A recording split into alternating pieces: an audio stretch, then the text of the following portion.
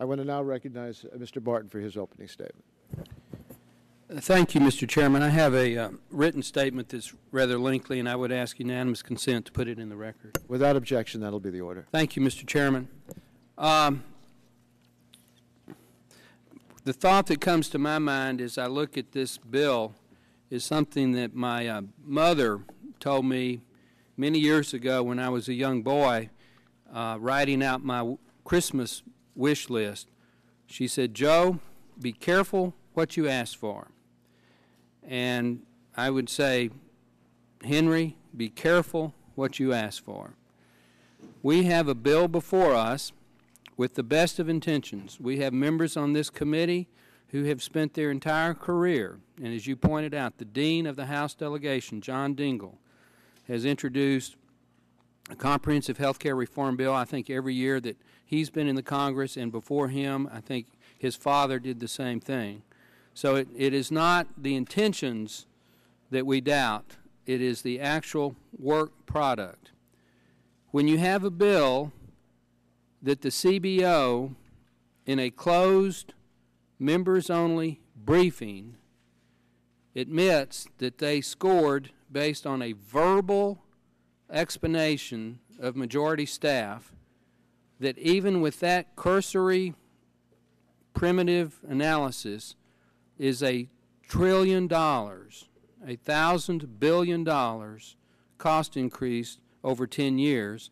In reality, the number is probably twice that, because the bill doesn't really begin to kick in until the year 2014. And the average cost from 2014 onward is over $160 billion per year.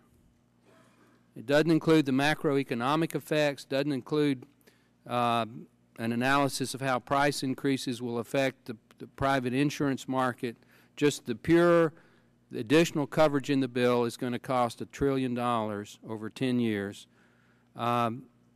Be careful what you ask for.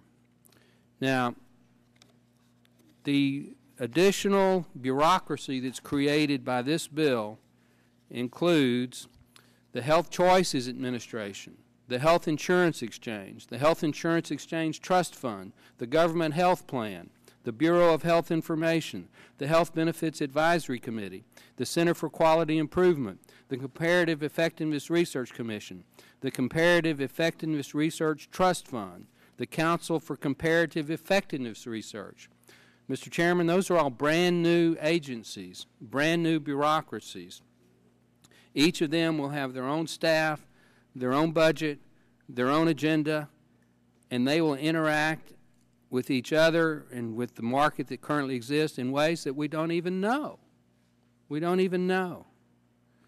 We have a bill before us, Mr. Chairman, that is going to, just by common sense evaluation, devastate the private health insurance market. Now, you and the President have all said, if you like what you have, you will keep it. If you like what you have, you will keep it. But let me posture this. You have 10 employees in your business. You pay them an average of $40,000. The average income in this economy is $40,000. So let's say you have 10 employees, you pay them each $40,000. You have a private health insurance plan that you provide that costs you $7,000. That's an average. Some plans cost more, some plans cost less. As the employer, you compare that $7,000 to the $40,000 total compensation package, and it's over 8%. You can dump them into the exchange or the public plan and pocket the difference.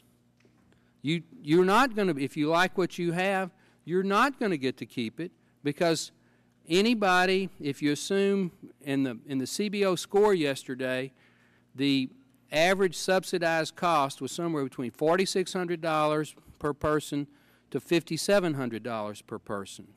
If you take a number of $5,000 at 8%, that's $62,500. Anybody that makes less than $62,500 and whose insurance cost from the employer perspective is more than $5,000 is going to have a financial incentive to be dumped into the public plan. That's just economics. So when you say if you like what you have, you can keep it, that's only true if you make more than $62,500. So I'm not sure who put this together, but the plan that is in the bill before us is a direct attack on the private health insurance market and provider market in America today. A direct attack. So for the 83% of the American people who like what they have, this plan is a direct attack on you. There's no other way to put it. So, Mr. Chairman, suffice it to say, we will have a number of perfecting amendments. We will operate in good faith, but we are very, very leery of moving to this brave new world, which within 5 years would so change the way health care is provided, paid for, and distributed in America that we won't know the health care system. And I don't think the American people, you know, another axiom is, if it ain't broke, don't fix it. Well, let's focus on what needs to be fixed. But let's don't revolutionize health care as we know it in America on a scheme that, to me, seems self-evidently guaranteed to fail. And with that, Mr. Chairman, I yield back. Thank you, Mr. Barton.